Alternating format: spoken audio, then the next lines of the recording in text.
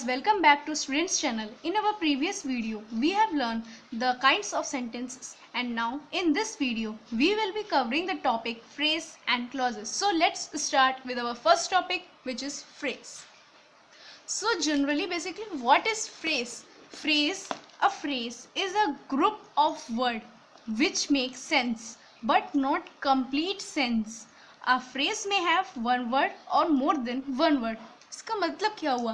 Phrase जो है वो कुछ वर्ड्स का समूह है जो कि अपने आप में सेंस तो बनाता है, जिसका सेंस भी होता है, लेकिन जो वो वर्ड्स होते हैं वो कंप्लीट सेंस नहीं बना पाते, मतलब सेंस जो बनाते हैं वो इनकम्प्लीट सेंस बनाते हैं. सो फ्रेज जो होता है वो एक ग्रुप ऑफ वर्ड है जो कि सेंस बनाता है लेकिन कंप्लीट सेंस नहीं बनाता है. अब एक फ्रेज में एक दो से ज़्यादा वर्ड हो सकते हैं, मतलब ज़्यादा नहीं होता है, 3-4 वर्ड्स का ही एक फ्रेज होता है. For example, at my door, on the bench, in his old age. ये फ्रेज है. एक फ्रेज में जो होता है, a phrase has no subject, no predicate, it constituents a simple element in a sentence, it only express an idea. मतलब एक phrase जो होता है उसमें ना ही कोई सब्जेक्ट होता है ना ही कोई प्रेडिकेट होता है, वो सिंपली एक आइडिया एक्सप्रेस करता है. सो ये अब जो सेंटेंसेस हम लोग को दिए हैं, हर एक किसी में एक आइडिया एक्सप्रेस कर रहे हैं, लेकिन इनमें से एक बात देखने वाली, किसी में भी कोई वर्ब नहीं है.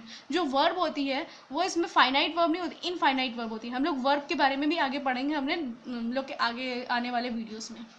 नाउ अगर आप फ्रेज अच्छी तरह समझ गए तो टाइप्स ऑफ फ्रेजेस जो है हमारा टॉपिक, उसे आपको समझने में कोई ज़्यादा प्रॉब्लम नहीं होगी.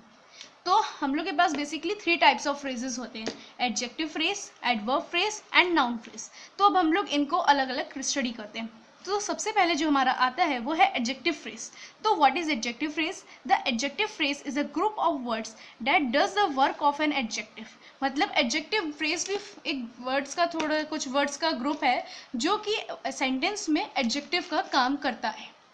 सो he is a man of great wealth. इसमें जो ऑफ ग्रेट वेल्थ है हम लोग का फ्रेज है, और ही इज़ अ मैन, इसमें मैन जो है हमारा सब्जेक्ट है. अब ऑफ ग्रेट वेल्थ हमारा मैन की क्वालिटी बताता है, तो ये हम लोग का एडजेक्टिव हो गया.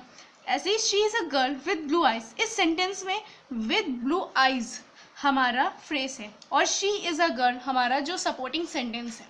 सो इस सेंटेंस में जो गर्ल है उसकी क्वालिटी क्या है कि उसकी आंखें ब्लू है, और ये जो ब्लू आइज है वो क्या है हम लोग का फ्रेज. तो she is a girl with blue eyes.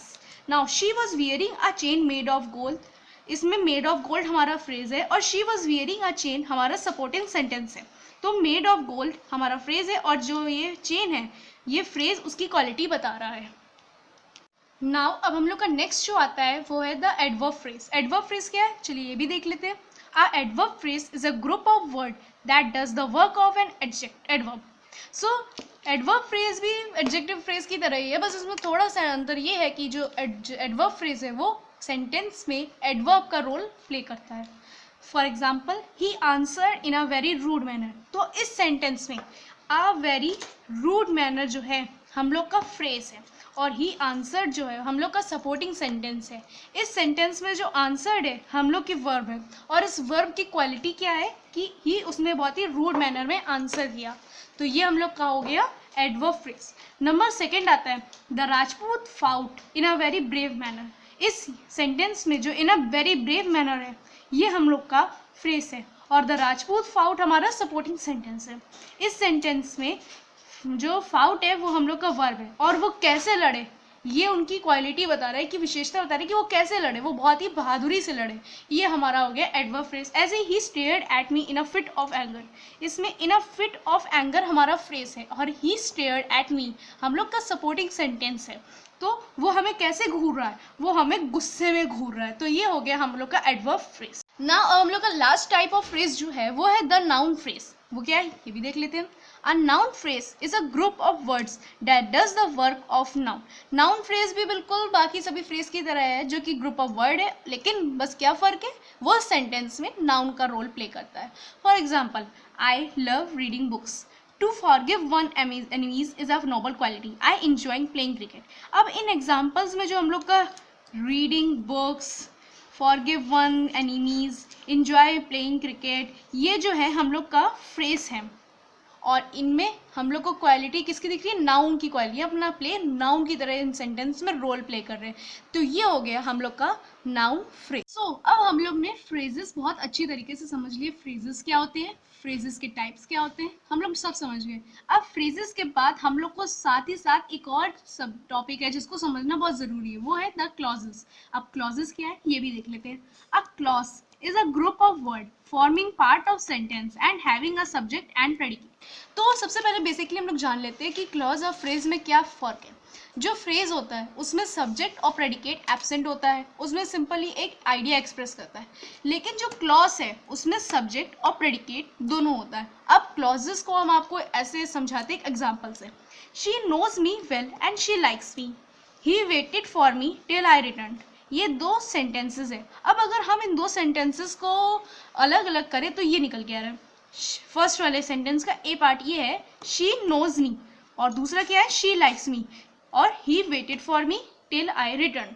तो ये जो फर्स्ट सेंटेंस है दोनों क्लॉज अपने आप में कंप्लीट है। She knows me, she likes me, दोनों आपस में अपने आप मीनिंग में कंप्लीट है और एक सेंस बना रहे हैं। तो ऐसे जो क्लॉज जो अपनी मीनिंग बताने में सक्षम होते हैं, कंप्लीट होते हैं, उन्हें हम लोग कहते हैं इंडिपेंडेंट क्लॉज या मेन क्लॉज। तो the both clause are complete in their meaning on their own way, so they are called main clause और independent clause.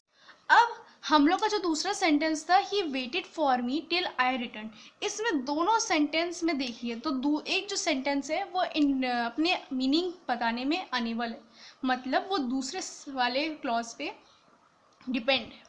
So in sentence 2, the both sentences are clause, but one of them is not complete in its meaning. Hence, it must be joined with other clause to make its complete sense. Such clause are known as subordinate clause or dependent clause. तो ये हो गए हम लोग के clause के दो main types जो कह सकते हैं कि इंडिपेंडेंट या मेन क्लॉज और डिपेंडेंट या subordinate clause. So next topic जो हम लोग का आता है वो है the noun clause. So what are noun clause?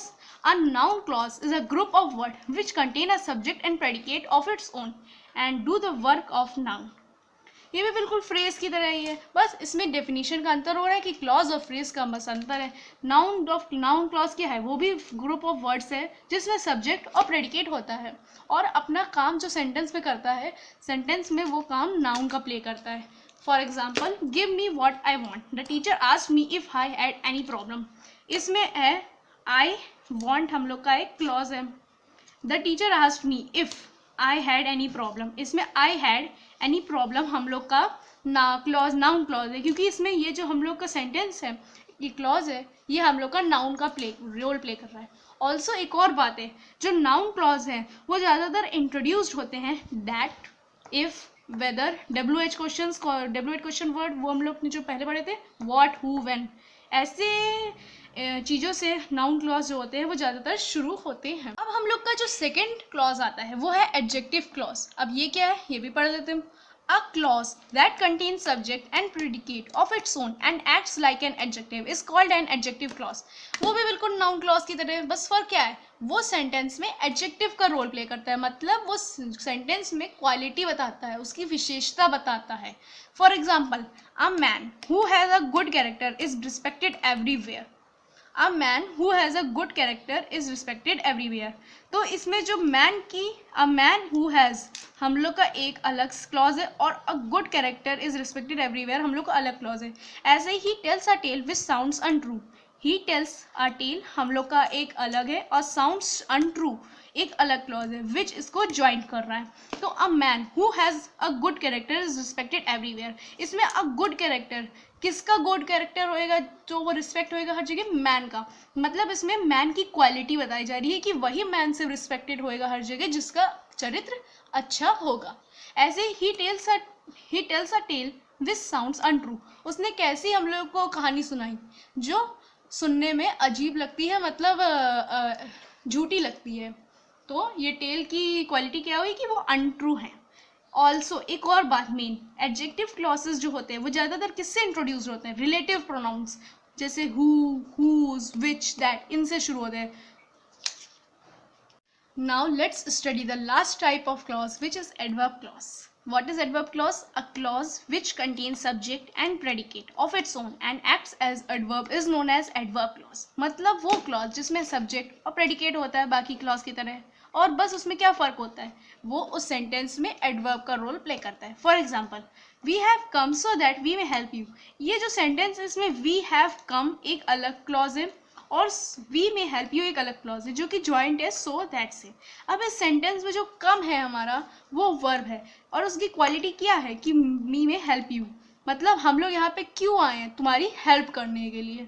तो ये हो गया हम लोग का एडवर्ब क्लॉज की एग्जाम्पल. अब एक मेन इंपॉर्टेंट बात जो कि है एडवर्ब क्लॉज जो है वो ज़्यादातर इंट्रोड्यूस्ड होते हैं व्हेन, सिंस, व्हाइल, मतलब वो वर्ड जिससे हम लोग टाइम दिखाते हैं, वो वर्ड जिससे हम लोग प्लेस दिखाते हैं जैसे वेयर, वेयरएवर, वो वर्ड जिससे हम लोग रीज़न बताते हैं बिकॉज, एज, वो वर्ड्स जिससे हम लोग कंडीशन बताते हैं इफ़, अनलेस, ऐसे बहुत सारे हैं जो हम लोग को एडवर्ब क्लॉज के बारे में बताते हैं. I hope you all understand properly that what are phrases and clause. I hope you all like the video. Please subscribe and don't forget to press the bell icon. Have a nice day.